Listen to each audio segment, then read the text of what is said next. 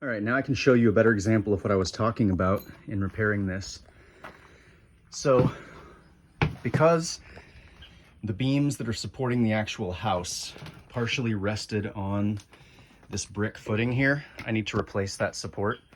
And these boards are in some cases pretty rotten, so I'm running the new boards alongside for about 12 inches per, putting a few screws in there, entirely reinforcing the boards that are weak, and then adding these vertical supports. Now, some of these rest on plywood, but all of this wood I'm using is treated and rated for ground contact. So the only reason in some cases these have a footing is to help dissipate the weight and not drive this into the dirt. But each of these boards will have some sort of a support with some sort of a wooden footing underneath, just to help carry the weight. Not that it's necessary. I think that these beams on their own would be fine, but I'm gonna add these supports because I want to overbuild it.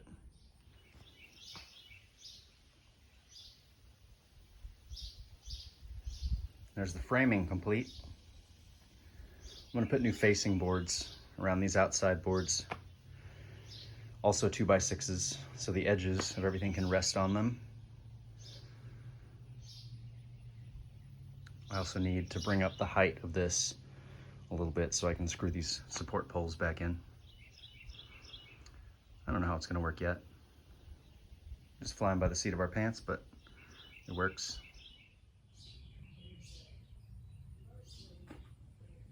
There's the porch. So I still want to come back tomorrow and put a few coats of Rust-Oleum exterior paint on it, some good oil-based enamel paint to really seal it. And then I'm gonna put a handrail, basically where you see that blue tape, leaving that end open and then right over here by the door, but put like a good 2x4 handrail and then the vertical posts underneath it, basically where that blue tape is, and then we'll be done.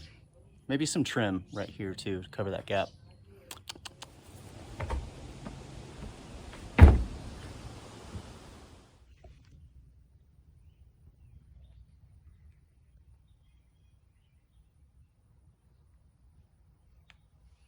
All right, other than paint, the porch is done. We got the decking down, all the trim is up, the handrail is up, everything is secure and glued in place. Looks great.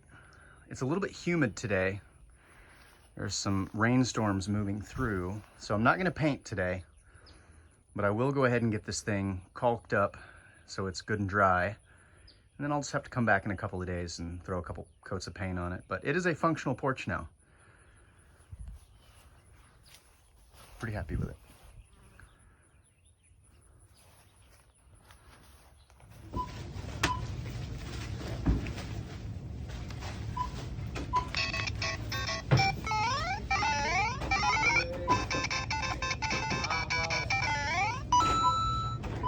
I'll be over after work. First razor shave in over 10 years. I'm greasy. I rubbed coconut oil all over my face. And you can see my dog bite scar again. It's usually hidden. Enjoy it while you can. Hello, friends. I wanted you guys to be the first to know, so you had the first opportunity. Corey and I have decided to sell Skoolie. We just have other projects that demand our time and money right now. And if in the future we do hit the road again, we've decided we probably won't do it in a school bus. We will probably get something a little smaller. We had an amazing time traveling in Skoolie, and I love it. And it does hurt my heart to let it go, but you know, you really got to focus your resources on the things that are important. So let me give you a little bit of information. It's actually a Chevy 3500 van as far as the frame and the engine. The school bus is just a body that fits on top of that. So as far as parts and maintenance, it's a Chevy 3500. That is a very powerful V8 engine. I think we got anywhere between 10 and 15 miles to the gallon out of this thing, which is not great, but it is a bus, you know. It never broke down on us. It always did great. It's very easy to work on. It comes with everything that we've done to it. So I'll give you a tour of the inside a bit later, but it does have a solar system. I've put bug screen over all the windows on both sides, so you can lower all the bus windows to let breeze blow through, and you're not going to get any bugs coming in. It's in excellent shape. Nothing is broken. We're asking $15,000 for this. And if you'd like to come take a look at it, please let me know. I'd be more than happy to show it to you.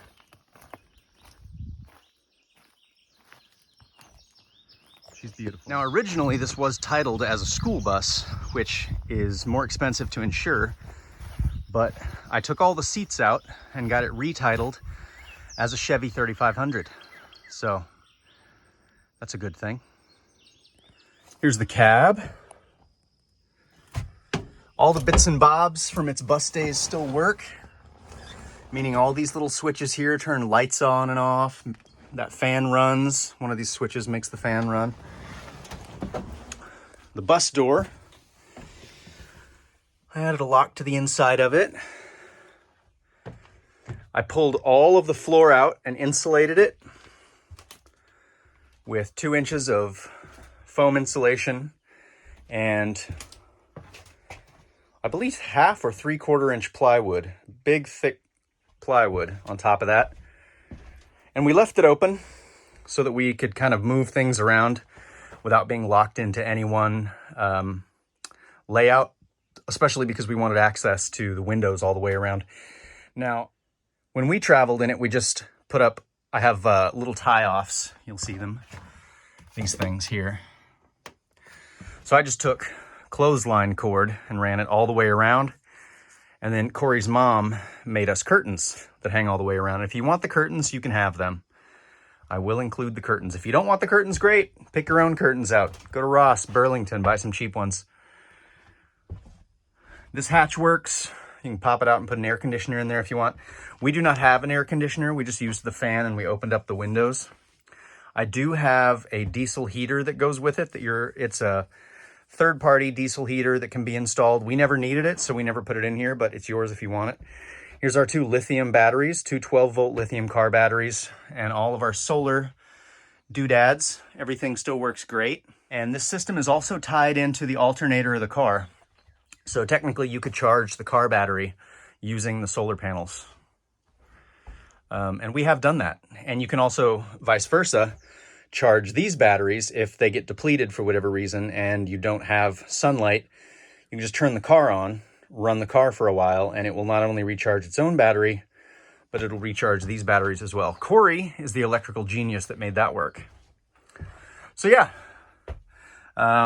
if you're interested in owning Keen Skoolie and taking her back out on the road and having adventures, please let me know. 15 grand. It's a great investment. Put a couple little overhead shelves up here just for quality of life. It's also a really neat little one here. I didn't add this, but I really like it. Check that out. So anyway, if you're interested. The biggest deal to me was the height. We had looked at a few other vans before we ended up buying the bus.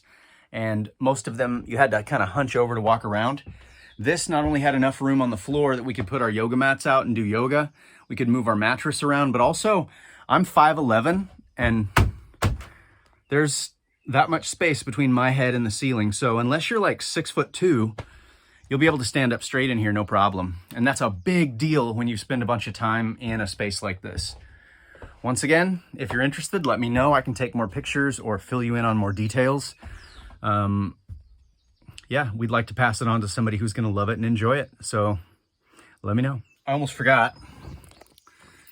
I'll get you the mileage. It's a 2003, and the bus body is made by Bluebird, who basically makes all the bus bodies. It's a Canadian company.